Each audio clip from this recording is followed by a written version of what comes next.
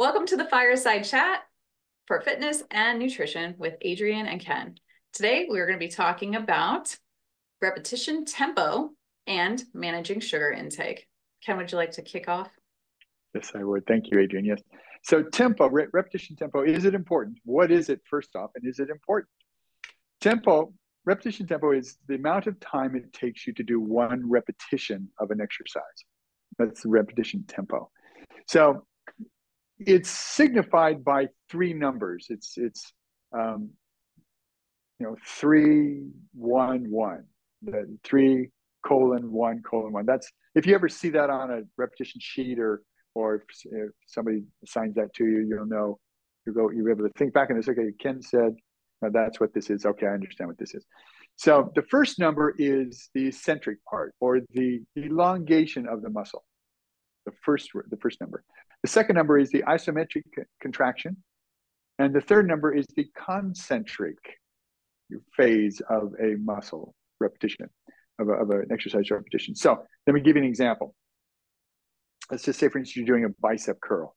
So for some reason, the eccentric part is always is the first. I don't know why, but it's the eccentric, or going down for the bicep, is always first, is labeled first. So let's say, for instance, that it's 3-3-1-1. So it'd be 1, 2, 3, 1, hold. 1, 2, 3, 1, hold. So it takes 3 seconds, and actually it should take 3 seconds. 1001, 1002, 1003, 1001, 1001, 1001, 1002, 1003, 1002, 1001, so forth. So it's really 1 second. Okay. So there are, now that you know what repetition tempo for one repetition is, there are 3 different types of tempo. It's considered slow tempo, which is 5 seconds or longer, which it could be signified by 3, 3, 1, 2, which would be a good one. So it would be you go up and 2, 1, 2, hold, down, 2, 3, 1001, 1002, 1001, 1, 2, 3. So that's 3, 1, 2. So 5 seconds or longer. That's considered a slow tempo. Okay. Moderate tempo is between 2 and 4 seconds, and a good tempo would be like 2, 1, 1.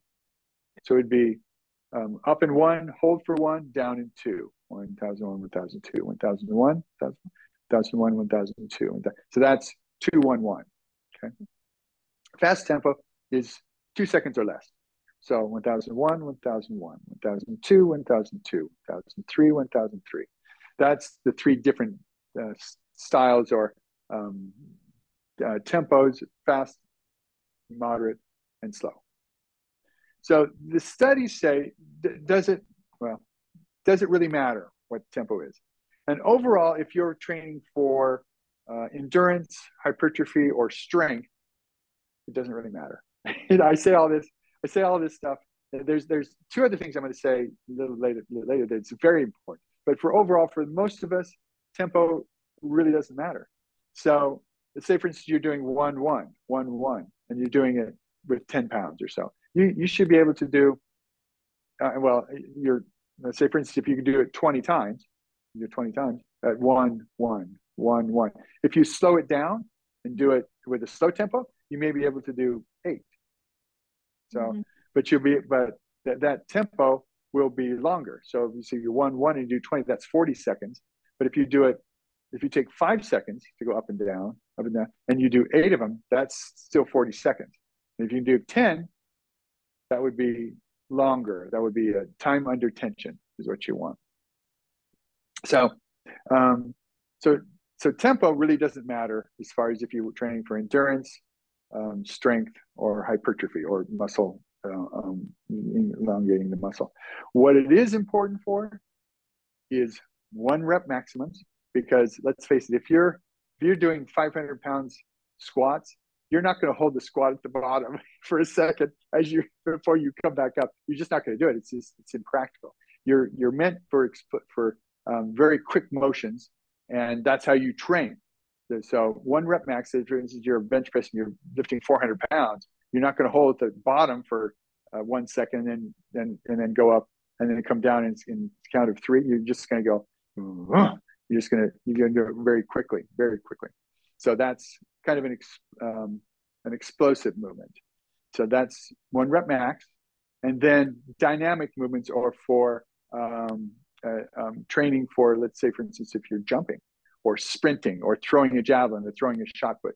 You want to train or throwing a ball. You don't want to train, okay, I'm going to go back real slow. 1, 2, 3. And let me just throw it like this. Throw. But you're not, that doesn't make any sense. You're going to train like you want to perform. So dynamic and maximum lifts. That's what tempo is very, very important for. And it's typically in those 2 instances is very quick.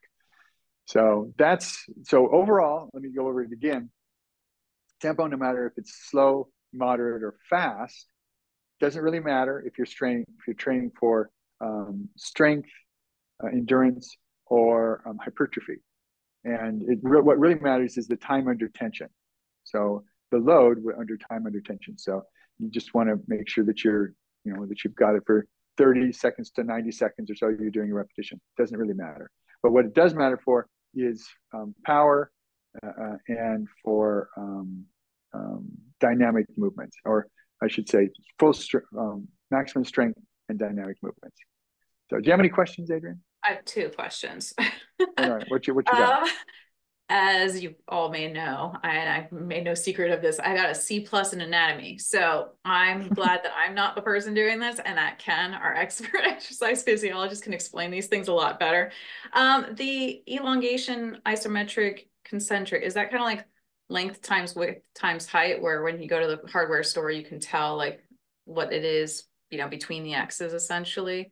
And it's like every time you see 3 numbers and colons in between them, is that elongation, isometric, concentric, or does that ever switch up like concentric and isometric? No, it's always eccentric, contraction, concentric, always. The eccentric is always first. Okay. Oh, see that I did not know that. Always first, always, yeah. So if you're seeing that on an exercise sheet, that's what that means. The eccentric is always first. And it's typically, I like to say, you'll never go wrong if you elongate the muscle twice as slow as you contract the muscle. Okay. You'll never go wrong. So just think of the whatever muscle you're trying to work, whether it be chest press, that's you're pushing away. You're shortening the muscle. That's going to be relatively quick. Elongating the muscle is slow. Curls, I've used a curl. You're shortening the muscle going like this. That's fast. Elongating the muscle is slow. A leg extension, which would be going like this. You're on a machine. This is shortening the muscle. This is elongating the muscle. So anytime that the muscle is hard, and the muscle is really, really hard, that is typically the concentric. And then elongating it is still hard, but not quite as much. That's slow. You'll never go wrong if you do that. So eccentric and elongation mean the same thing. Correct. Okay. I like that. The other question I had was, what does going slower do for us? Like if we're doing dumbbell curls, like that's a good question. It doesn't really matter, right? Yeah. So a couple of things. It makes sure that you're doing the form correctly. You're not using momentum. Yep. Because when you use momentum, you're not using all the muscle fibers. So you want to make sure, if you want to grow, if you want to improve, you want to make sure that you're getting all the muscle fibers, and going slower does that, and it prevents injury. So to go along with the tempo of exercise, we might want to also consider the tempo of our eating. Now, this is a very common issue, but most Americans tend to eat quickly at our desks through fast food. I do. That's me. And just even like, it's kind of like a chore that we all want to get done so that we can move on and get back into hustling or get back into hobbies or whatever the case might be. Eating is seen as kind of a task instead of an event. It might be too strong of a word, but a good mindfulness activity is what it could be. So the fast tempo is exactly what I just described. It's eating quickly. Usually we have indigestion that goes along with this. We overeat because it takes about 20 minutes for our brain to get the message from our hormone, basically leptin, that says, hey, you're full. It takes about 20 minutes to travel up to our brains. By then, it is so easy to eat a whole Chipotle burrito. I've been there. And you think you're still hungry, but then by the time you're done, you're so overly full. And so that's another common issue. Plus, if you're not eating slowly and you're eating too fast, your body kind of is still having this message from your central nervous system that we're under stress, right? When there is, or when there has been, let's say, a saber-toothed tiger chasing our ancestors, they need to run. So the body's priority is not reproductive function. It's not digestive function. It's like, get out of here. You know, sugar goes into the blood and you have the ability and the energy to run. It's not that different from the stress. It's not a saber-toothed tiger, but we're still under stress a lot. And so we are eating under these same conditions in a sense, and we're not digesting our foods very well. It can cause a little bit of issues. Plus, again, the other part is that we tend to overeat, which is not going to be helpful to us if we're trying to lose weight or maintain our weight. So the alternative to this is, I would say slow eating, but we're going to come back like, so two opposite sides of the spectrum. Where we're mostly going to end up is probably in the moderate part, just like with the tempos that Ken described. So there's fast eating. What does slow eating look like? It's kind of the opposite. It's making our food as much as possible, slowing down, actually being part of the cooking process, enjoying things, sniffing the bell pepper to see how fresh it is, and then preparing our meal, sitting at a table, not in front of a screen. Maybe listen to a podcast if you feel like you need to, but like light a candle, be present with the people in your family, or even just yourself. Look outside, look at the birds and what the squirrels are doing, and enjoy your food. Part of enjoying your food is actually taking a look at it, noticing the colors, the textures, as you're putting it into your mouth, the flavors. Maybe you're smelling the aroma of things. You're not just taking a bunch of yellow or beige food and shoving it in your mouth, right? That's not what we're going for. This can also help with your digestion. It's obviously going to be the exact opposite of what happens when we're fast eating. And you'll be able to say, maybe halfway through your meal, you know what? I'm pretty full. I can put this away for tomorrow. Now, of course, that might seem a little bit airy-fairy for a lot of us Americans. So maybe we go into the middle where once a week, maybe on a Saturday or Sunday, we take our lunch and we have it in a more calm environment away from our screens. Or you can bring an element of mindful eating to your meals. So even if you're at your desk, you can still take a moment, 30 seconds, to look at the colors of your food, or maybe sniff and smell the aromas of your food and be like, all right, I'm getting my body prepared to receive food now. It doesn't have to be perfect. So as I always like to say, just pick one thing that we're talking about and try to implement. And if all you do is notice the color of your foods before you eat, that's still an element of slower eating that's going to help you. Any questions, Ken? I do. Would you advise, say for instance, I've heard this, chew your food 20 times.